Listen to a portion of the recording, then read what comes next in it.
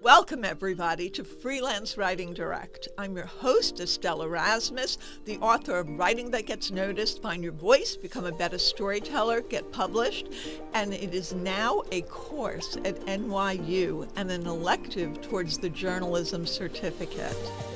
Every week, I speak with novelists, with authors, with writers of every niche to talk about their tips, their tricks, their strategies, and how the sauce is made, including creative advice.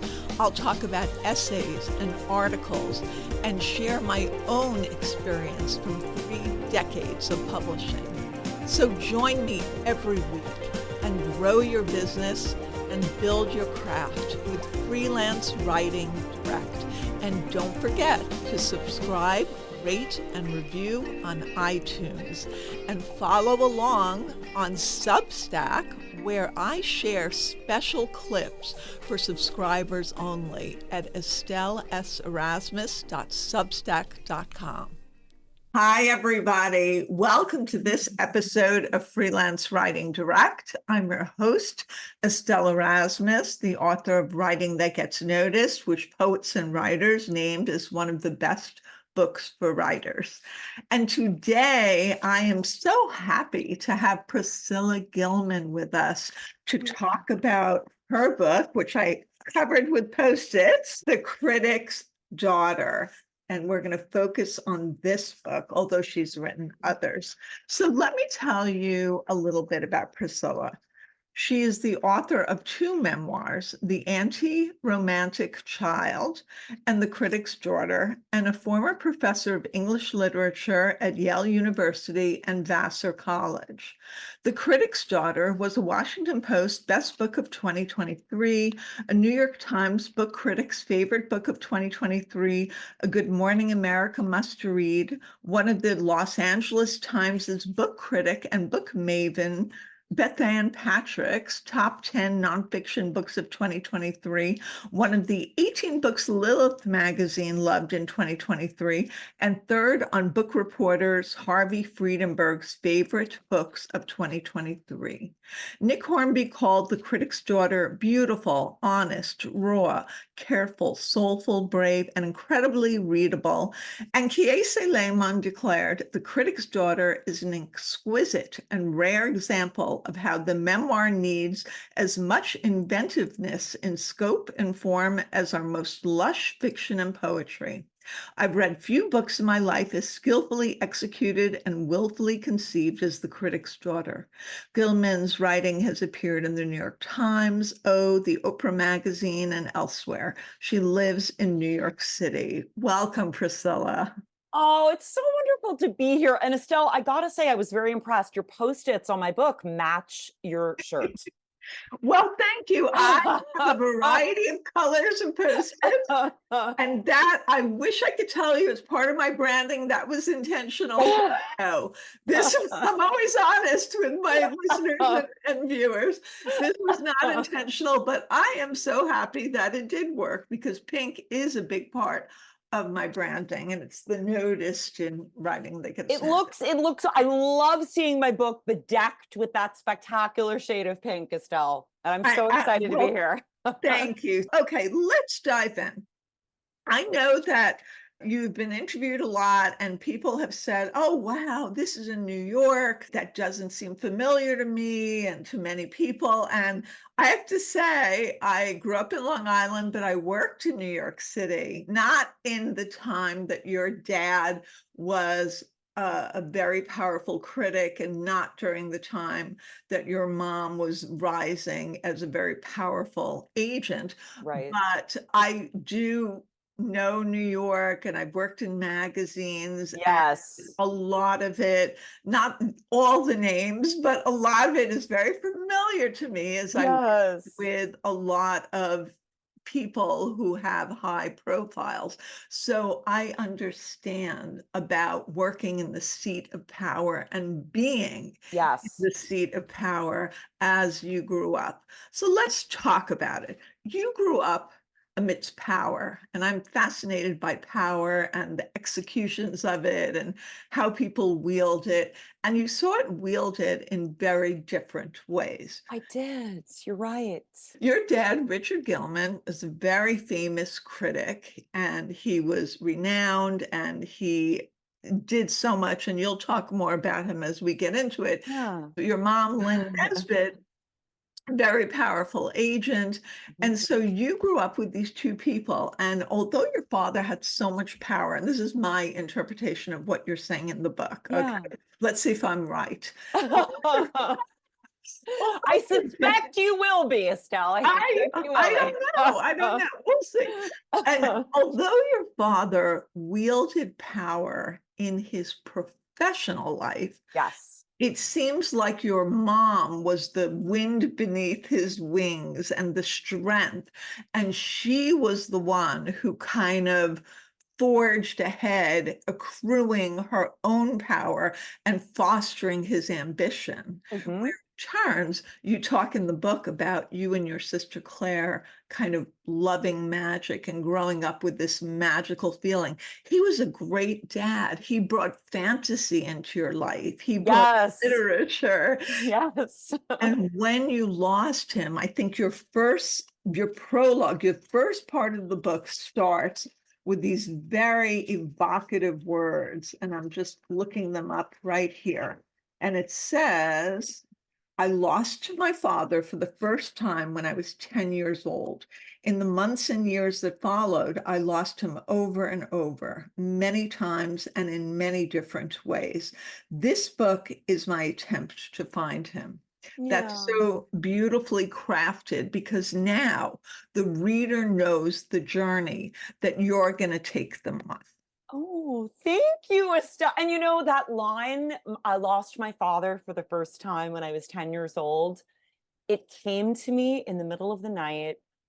And I was not, when I initially started writing this book about my father, I did not at first conceive it as being as raw and poignant and emotionally profound a memoir as it ended up being. I thought that it was going to be more a book about my father in the 70s and his cohort and what it meant to be a critic and or an agent in the 70s, and about literature and culture and kind of an elegy for this lost New York literary culture.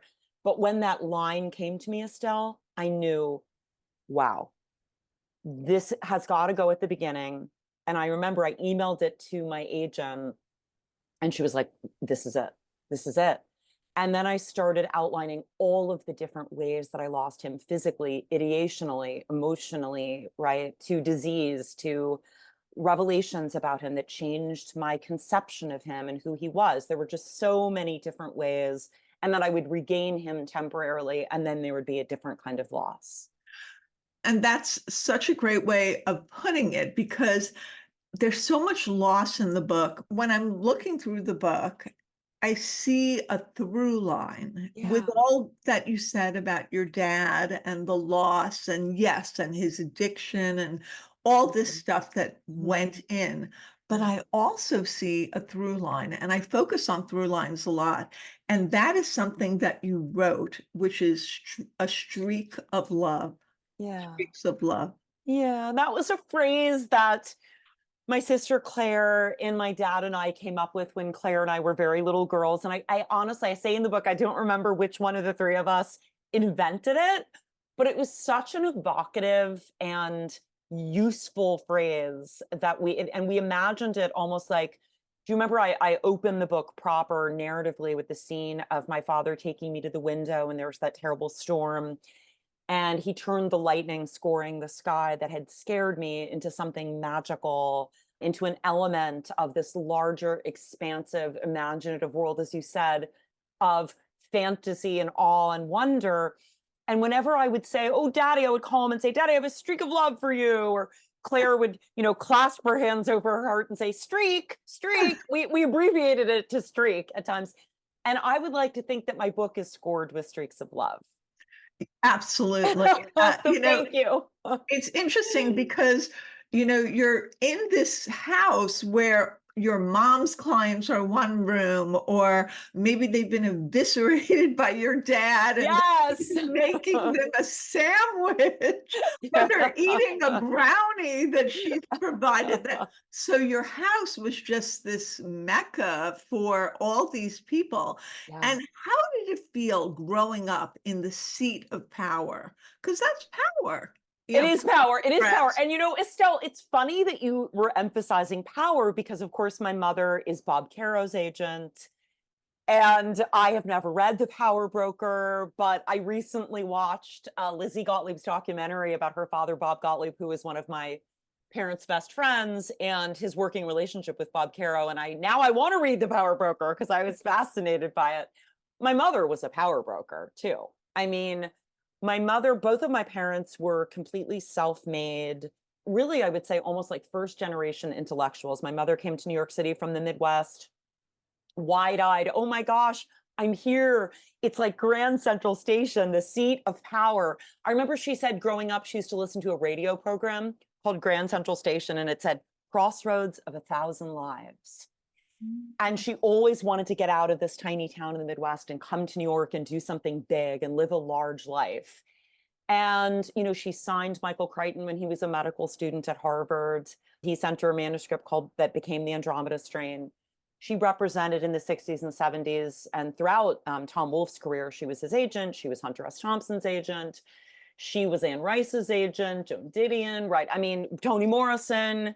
She worked on Toni Morrison's first 5 books with Bob Gottlieb. And the first one, actually not. Bluest Eye, which came out the year I was born, was a different editor.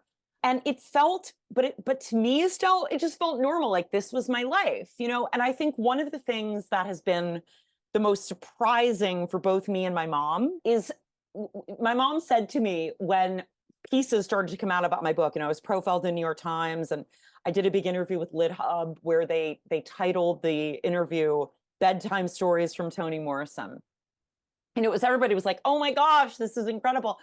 And my mom said, this was our life. Like, I didn't think about it. And she said, you know what, sweetie, I'm realizing that I'm kind of famous.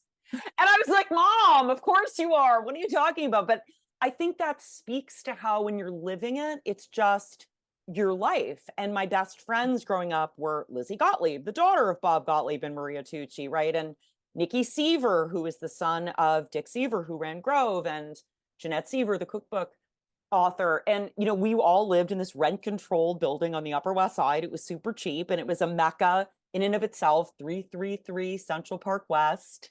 Jane Kramer wrote a famous piece about this in the New Yorker. Her daughter, Wiki, was one of my best friends. We were just growing up. This was our cohort, and our parents worked in the arts. And, my dad taught at the Yale School of Drama, so it was also filled with actors and directors and people who went on to become famous playwrights. My father taught Henry Winkler, who I got to interview for the Boston Globe. And Henry got onto the Zoom, Estelle. And he was like, okay, here's my media tour, who is this person? And I was like, Henry, I'm Dick Gilman's daughter. And he freaked out. And it was just so wonderful. But it was magical. It was any day there was the possibility of Bern Malamud or Toni Morrison coming into my bedroom and telling me a story. And, Michael Crichton coming in and playing with my stuffed animals with me and my sister. And folding his 6'9" frame into a tiny child chair to sit down and look at our drawings. And it was just thrilling. It was thrilling. It was playful and fun and exciting and intellectually stimulating. But it was also an early window onto the complexities of the adult world. So let's talk about that. That's a great segue, Priscilla, because your mom helped your dad feel good about himself and his work while she was very pragmatic. She reminds me of in Company, the scene when they get off the bus, get off the train, and they're in New York, and now she's taking on the Big Apple.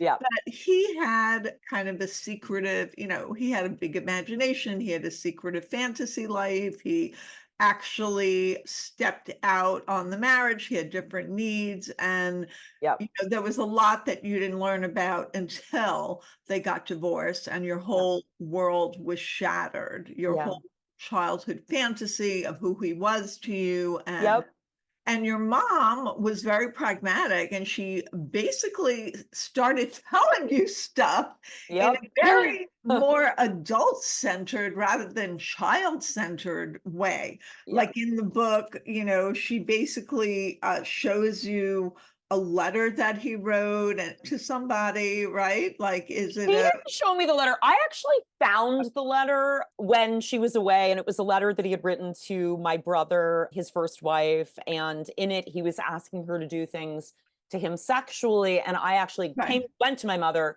and told her that I had found this, and I was kind of freaked out. And then that sort of opened the floodgates for her.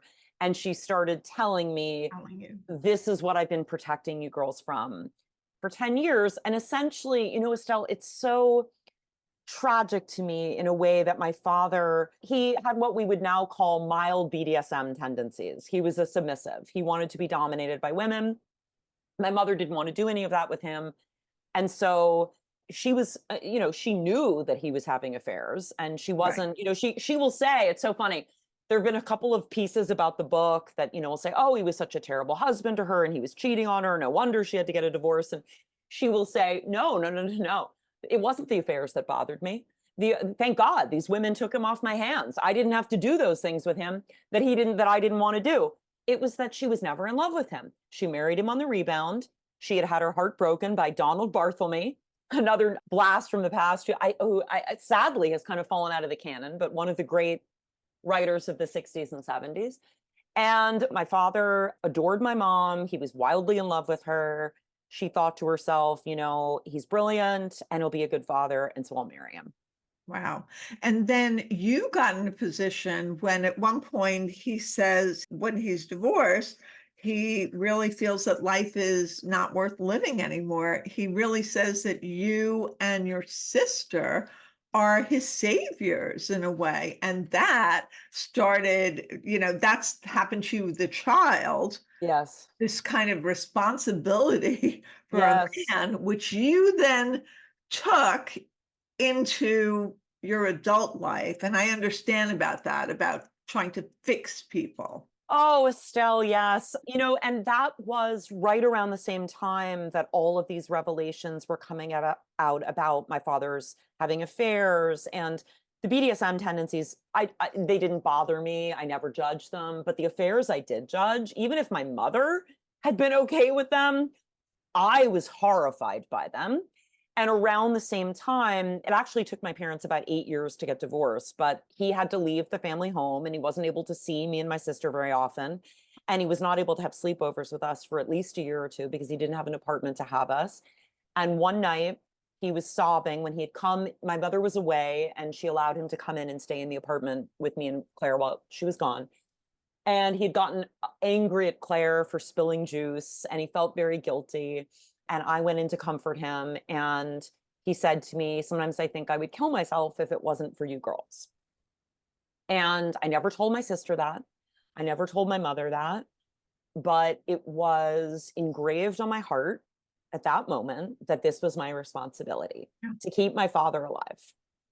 And between your father doing that and your mother like sharing all his, the things he couldn't do, including that he was impotent most of the time. Gee, yes. that's fun news for a kid to get. Yeah, it's like, I really didn't need to know that. So you're very forgiving and understanding of your father, although you say you've had issues with the affairs and at the time. Yeah, I was morally revolted. I was really like, Yeah. I was like, this is just gross. And I can't believe also, she also told me that he had affairs with some of his graduate students. Yeah. And I mean, and let's be honest, at Yale in the 60s and 70s, more than half of the faculty were doing that. I had a lot of professors who married their graduate students, but it absolutely sickened me. I thought it was disgusting. Even from a very young age, I was very boundaried about those things, but I never let my father know. I never let my father know that my mother had told me any of those things. And when I was with him, I always performed complete love, support, admiration, etc. That was your role. That was my role. To do, as you say. Yep. And your mom, you're also kind of forgiving of her. I mean, I guess very much so. Right? You have a good relationship. She definitely made mistakes. She Yeah. definitely, at one point, even told you that he didn't really love you. She read the book, The Trauma of the Gifted Child, which I've read, Yeah. and she said, well, haha, there we go. The love was not real. Yep. And how did you feel about that? Oh my gosh. That was, and it is funny because I never was angry at my mother for telling me any of these things, and I'm still not angry at her. And there were a couple of reviews that said that I was critical of my mother, which I found odd.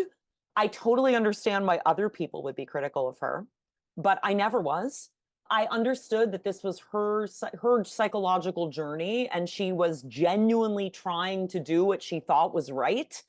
And there was no guidance at that time about how to talk to children about divorce. And I think once I had stumbled on that letter, which I found very confusing, that he was asking his ex-wife to do these things to him. I mean, that's another wrinkle in this picture. Like, why is he going back to Nikki's mother? She thought, I need to be honest with her. Honesty is a gift, and I'm going to tell her the truth. And she was reading this book that everybody was reading in 1981 and 1982. And all her friends were reading it. And she was like, oh, Dick was a narcissist. This is why I felt so drained. This is why I felt so exhausted. And that's a lot of pressure to put on Priscilla. So I want her to understand that she doesn't need to be his narcissistic supply, essentially. I want to free her of that burden. I absolutely think she had good intentions, but he wasn't a narcissist. She's acknowledged that to me. And I don't know if you saw, Estelle, I did an interview with Dr. Ramani, who wrote, she's like the world's top expert on narcissism. She wrote this book, It's Not You, which was on the New York Times bestseller list this year. Okay. And she has a podcast called Navigating Narcissism, and she had me on. She's incredible, absolutely incredible. And one of the first things she said to me was, your mother really misdiagnosed your father. And that lingered with you, right? Because she told you that the love wasn't real and that he needed you to be a certain way in order to be loved. When in fact, I felt almost like in that moment, it was my mother who was needing me to be a certain way in order to be loved. Neither of them is a classic narcissist, but they both enforced a role for me where I had to be, and it wasn't even like they didn't punish me when I deviated from it, but somehow I took on this role in the family ecosystem, one might say, because my sister was a difficult child, because she didn't sleep through the night, because I was blessed with a naturally happy and buoyant temperament. The role was not a stretch, I say at one point, for me to play, but it's exhausting to have to play, to have to be happy and cheerful and supportive all the time. But I never blamed either of my parents. I never had anger at them about it. I understood it. Perhaps too much, one might say, perhaps I should have had more anger, but I didn't. It's interesting because your mother still had that ice queen role with him, which is kind of what he was looking for in a sexual way. But oh my God, Estelle, completely. I mean, they had, she was tough with him in terms of his work. She would say, go into your office and don't come out until you've got 30 pages done. She laid down the law, and that's what he was looking for sexually. It was sort of a perfect emotional dynamic for both of them. She liked to be able to control him until she decided, you know what, I'm sick of this and I want more. I want love. I want romance. I don't want this anymore. And I get that completely. On page 74, you say, when they were separated, but before they actually divorced, I'll just say, for the next few months, my father was more demonstrative and attentive toward my mother than he'd ever been before, complimenting her to anyone who would listen, trying to hug her often, praising her to me and Claire in an ostentatious way designed for her ears. He stopped betting, cut down on his smoking, ate more vegetables. My mother was indifferent at best, icily rebuffing him at worst. I saw and heard him woo, grovel, beseech, but she was implacable. Yep. If only. And you know what, Estelle? That's what we need to be when we're trying to exit a relationship that's not good for us. In other words, when people read the book and they're like, oh, see, she was criticizing her mother's being mean. I'm like, not at all, but it's painful to witness someone you love trying to get another person you love to love them back. It was just a painful dynamic for me and Claire to watch. She was just ready to move on. She was ready to move on. Yeah, she'd gone to a different level in her career, even a higher level than him in many ways. And absolutely, yes. Now she perceived herself as needing a new kind of partner. Exactly. She outgrew, and I think, she was the linchpin for him, but he was also the linchpin for her. In a sense, I think one of the reasons why she was attracted to him as a husband was that he was so incredibly supportive of her having a major career. He worked from home. He took on much more than 50% of the childcare. I mean, we had a nanny who was amazing, but in terms of the parental split of the childcare, he was 70, 80, she was 20. And that was okay. That worked. It worked for us. And that's another thing, right? My mom is not somebody who likes to get down on the floor and play with little kids, but she was great at what she did do with us. And we understood that. She said, I can delegate to him, and I can delegate to the nanny, and he can delegate to her to plan, get to call the dentist and make the dentist appointments, right? It worked out until it didn't. Yes, yes. And, it's interesting. I want to segue again to how you framed and set up the book. You set it up as a series of acts. Yes. Which is like an homage to the theater. Yes. Yes. And he was the theater critic. Yep. And then you also, the epigraphs, where most people would maybe cite or quote different authors or philosophers, you used pieces from his writing. Yes. In every chapter. Yes. See how that framework evolved. Yes, that was so important to me, actually. And thank you so much for noticing the acts. And because I always have a lot to say, I was debating 3, 4, 5, it ended up being 5. Shakespearean with a prologue and an epilogue, because I kept thinking of more things to do, but I nodded to theatricality as much as I could during this book. And remember, I also start with that scene at the theater where I'm watching The King and I have that list of characters that reminds me of my father. So in terms of using his own work, and I will say, Estelle, this book was, any book that I write in the future, I really think is going to be so much easier, because this really is a kind of mashup of intellectual biography of my father, a portrait of a lost intellectual, theatrical, artistic culture in LJ for Lost New York, and also a very personal memoir. And so one of the ways that I wanted to bring my father's voice into the book, I was interested in musing on the relationship between private and public selves, and as how he positioned himself as a critic. And, you noted that. You were so smart about that, Estelle, when you said, he was so powerful as a critic, and in his private life, he lacked power in a lot of ways. And so I was interested in how he deployed his power as a critic. I was interested in exploring his critical values, what he valued in art, which was originality, idiosyncrasy, freedom from convention, labels, and categories, right? He was a specialist in modern drama. Modern dramatists receive notions of theater, right, and theatricality. And he was interested in freedom from the freedom to be, not being pinned down by any kind of a label. I mean, he converted from Judaism to Catholicism, right? And then, it's just fascinating. His best friend was Anatole Breard, right, who was passing as a white man. We now know Bliss Breard's beautiful memoir. She was one of my friends growing up too. This was all, and he told his children on his deathbed that he was actually a Black man. Now, my father had known this. They had been friends since they were young. And I think that Anatole and my father were both trying to break free of prejudice and bias and stereotype, and wanting to just be idiosyncratic individuals in the world. And so it was very important to me. I also think, I did my own audiobook, Estelle, and when I was reading my father's sentences, I thought, first, wow, these are long sentences. I need to take a break and take a sip of water. And then I would think, oh my God, what an incredible writer my father was. Come on. And the Washington Post review of my book was like, Richard Gilman may be a better writer than Priscilla, but she has brought him back. And it ended up being a very positive review. And people were like, oh, are you sad that they said that I was like, Of course not. My father was an incredible writer. And I wanted people to appreciate the sinewy and supple movements of his Yeah. mind and the precision of his word choice and how invested he was in art. Because, Estelle, one important thing that I hope to do with this book is it is a testament to the surpassing power of art, theater, visual art, film, literature, poetry to a human life, right?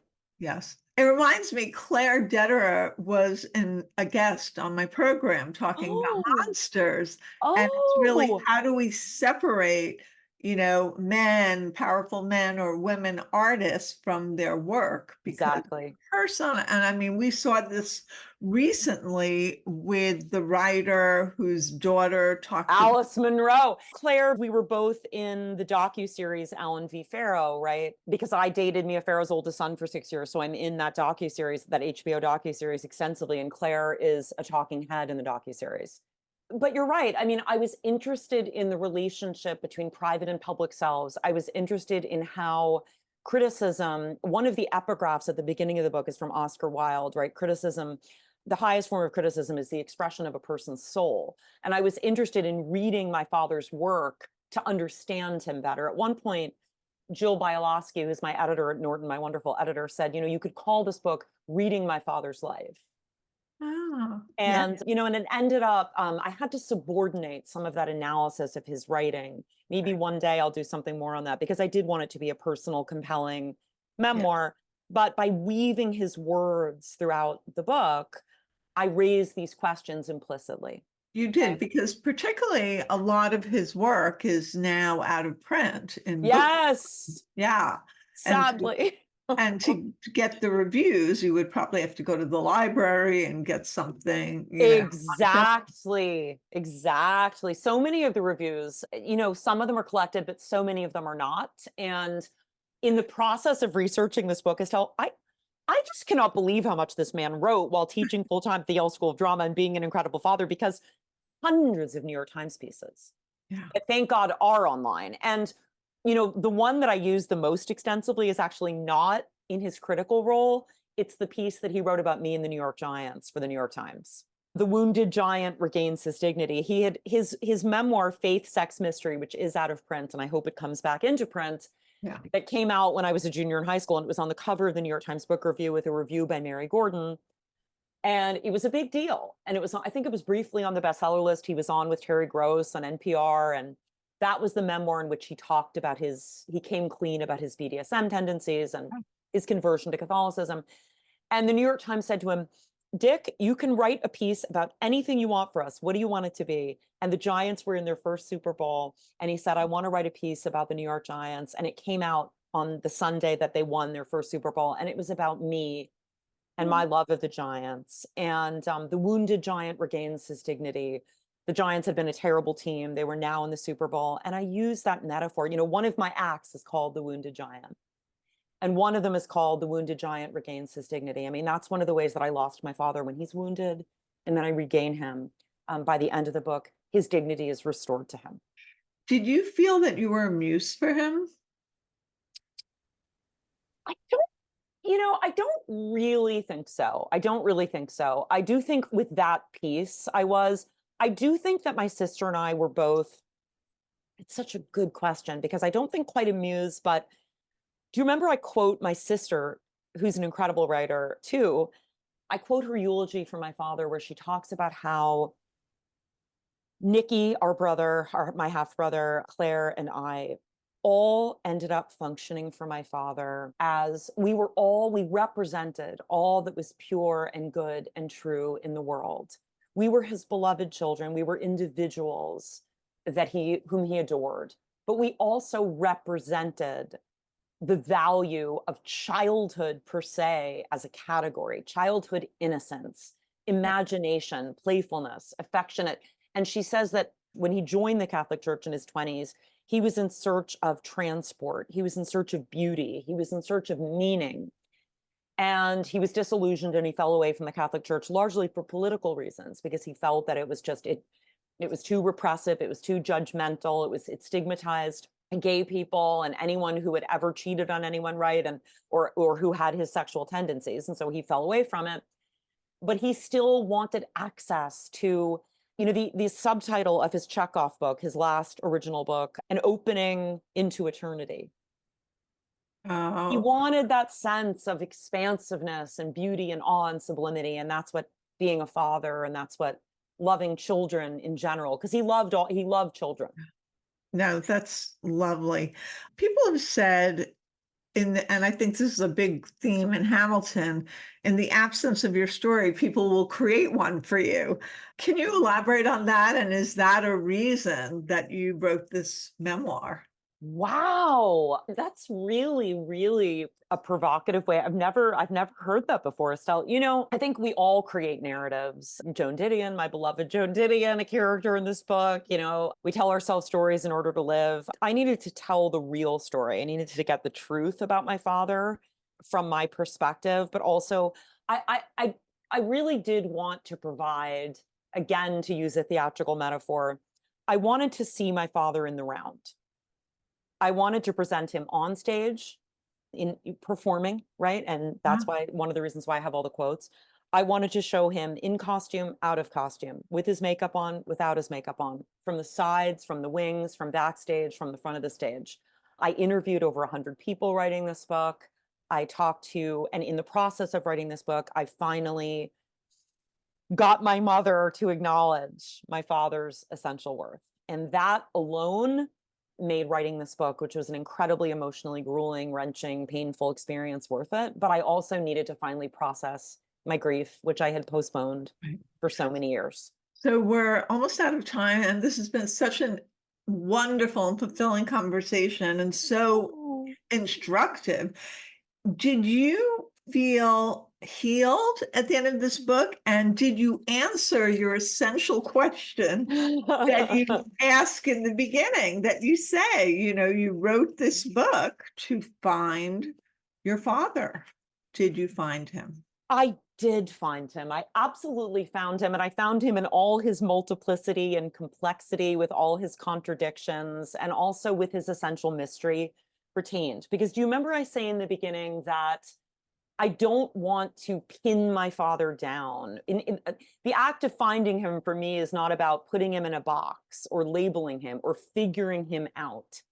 It is about presenting him in all of his complexity, gaining access to him throughout his life, going back and researching his boyhood and his experience in the Pacific Theater and how that must have shaped him. And then he ends up marrying a Japanese woman and lives in Japan for the last, his life, it should be turned into a movie at some point, I have to say.